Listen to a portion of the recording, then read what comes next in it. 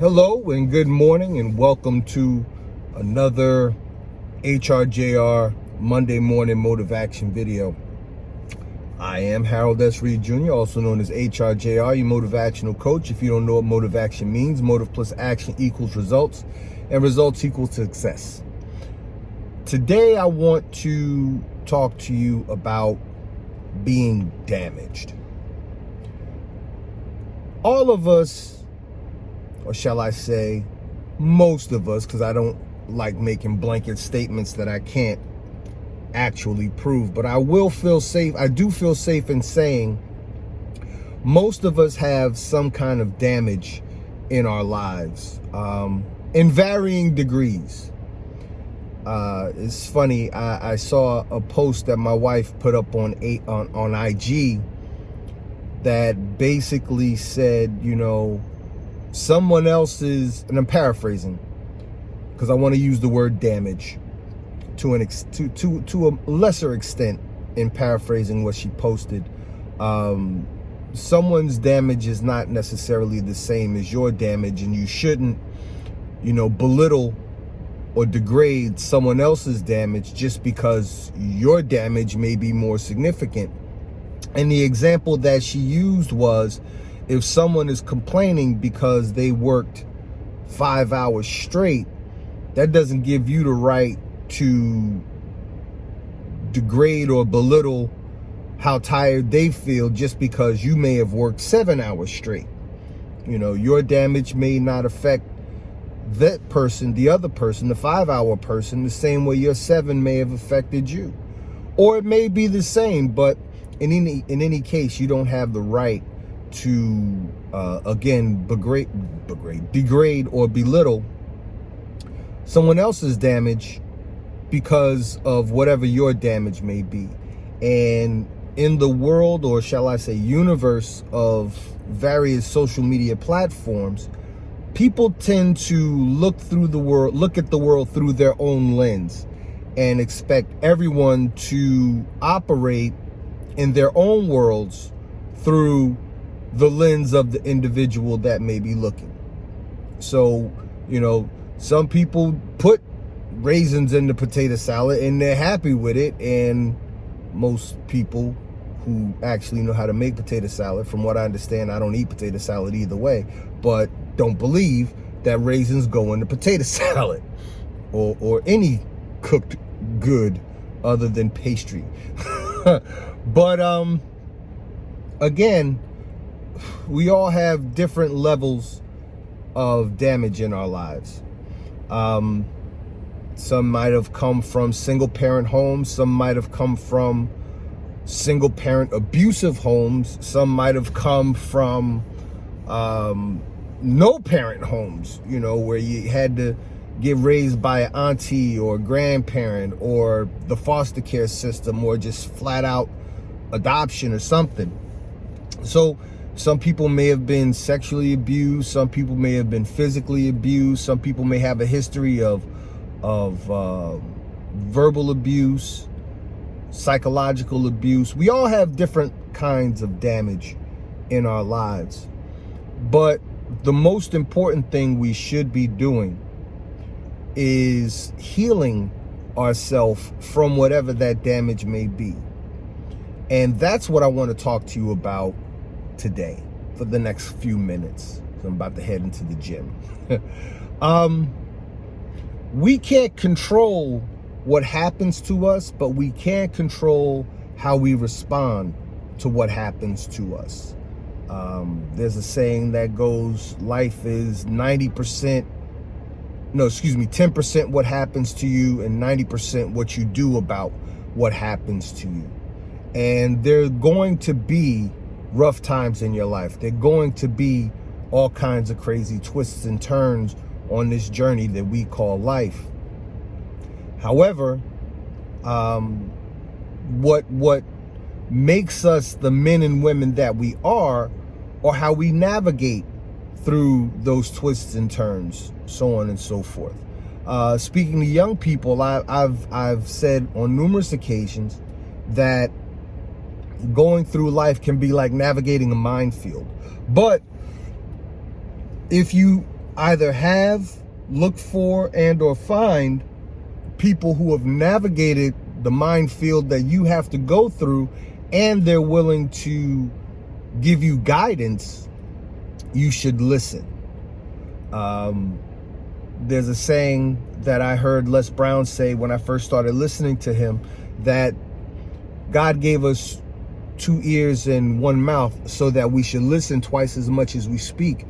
And I will be the first to say that even though I heard that saying from Les Brown in my late teens, I think it was maybe 18, 19, I probably didn't really put that into serious action probably well into my 20s, even my 30s. But I've come to learn that by listening more so than talking, you can learn a hell of a lot. It's kind of hard to listen when you got your mouth open at the same time. So in short, shut up and listen, as my elders would say. You just might learn something. And in my years, I'm 50 now, I'll be 51 in October, I've learned a lot by just shutting up. I've won a lot of arguments and debates by actually just shutting up. Come to find out that, you know, people will talk not to find common ground, or people will listen rather not to find common ground, but to wait for just the right moment, like double dutch, waiting to jump in and have a rebuttal. I'll let you in on one of my little tactics, and there's nothing shameful about it. It's actually very productive in terms of conflict resolution. And I think the most significant person that this has worked with is my father, God bless his soul. You know, we would get into our tiffs or whatever. What I learned to do was just shut up and let him say everything he wanted to say. And then, because I never interrupted him, every so often he was, "You still there? Did you hang up on me?" And I was like, "No, I'm listening. Please go continue." And then he would feel like, you know, it'd be like kind of awkward, because that's not usually how people argue, right? And when he was done, I would ask, "Are you done? Is we finished? Is we done? Are you done?" And he would say, "Yeah." And then I would, you know, give my side of whatever it was we were talking about. And like I said, people on that double dutch, they waiting to jump in.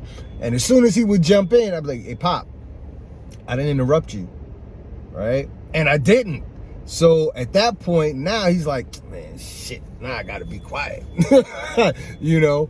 And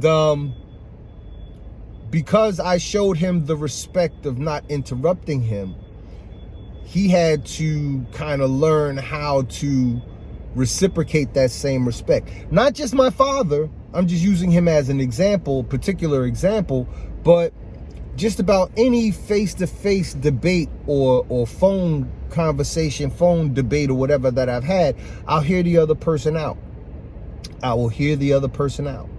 And when it's all said and done, we find common ground or we don't. You know, fortunately with my dad, we were always able to find common ground. That's love for you. But in terms of healing comes from listening. Healing comes from learning. And I believe that if you give yourself the time and the patience to listen, you will find yourself healing. Listen, I mean, your journey, like my wife's example, your journey is not the same as somebody else's journey. Your journey may be harder than the next person, or, you know, lesser than the next person.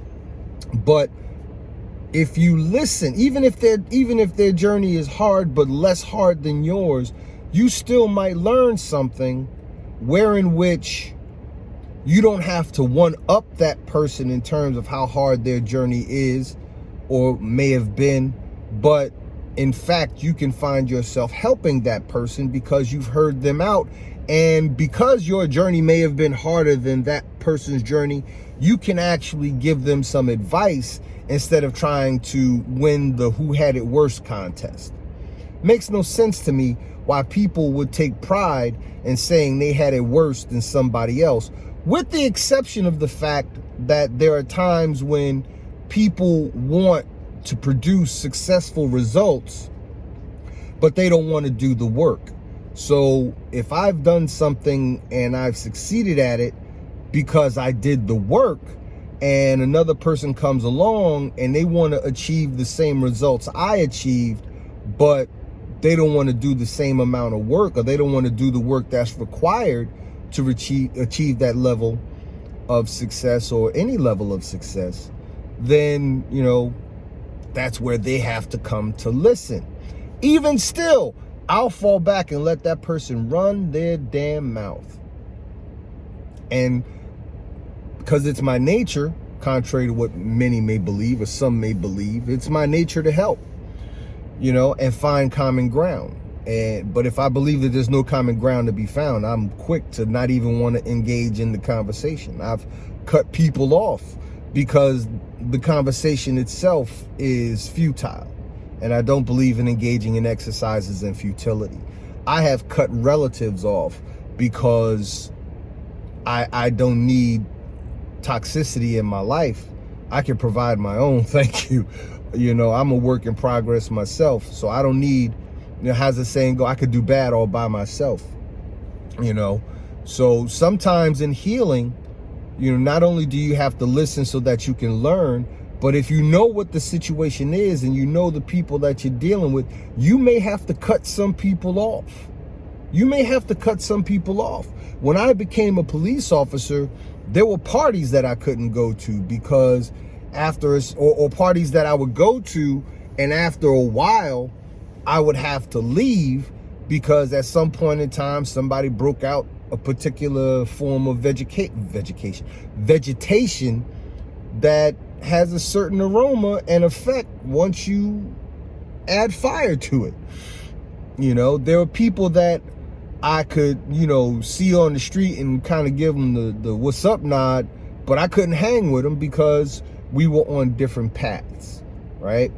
Different paths and different frequencies. When you're on different paths and different frequencies, you have to know how to navigate that so that you're living your best life without infringing upon them living what they consider to be theirs. And that also brings some healing. Whatever gives you peace of mind, and it may hurt, it may be difficult at the start, but if someone truly understands, they will, you know, not have any hard feelings. And I'm glad to say that in my circumstance, I didn't have many people with hard feelings. They just understood the game was the game. All right. So as it pertains to healing those damages you may have, because a lot of people are focusing on mental health issues and whatnot, find the help that you need. I'm not saying go to WebMD, because everybody want to be a doctor and always misdiagnoses themselves to the worst possible thing if they see themselves, if they go searching on WebMD. But you can find people, you can find coaches, you can find counselors, you can find therapists. I've been through therapy. It wasn't fun, but it was necessary. And I learned a lot about myself from it. It improved me on my motivational journey in terms of helping other people. You can't help others if you can't help yourself. Something I always say, and I'll begin to close with this. If you are you-less, you are useless. And so with that, discover a way to learn to heal yourself. And if that means you have to go find help, go find help. Because everyone deserves to live their best life. That's going to be the word for Monday. I'm starting a new Facebook coaching page for HRJR Coaching Services. I am currently taking on new clients. Just booked one that will start our sessions this Friday. There's no content on the Facebook page, so I'm not going to give you any information about that yet. But when I do, I'll post it and share it. I might even kick out a couple bucks to boost it. In any case, you guys take care. Have yourselves a great weak. Be strong to yourself and be true to yourself and love those who love you. For those who don't love you, don't even give them no energy.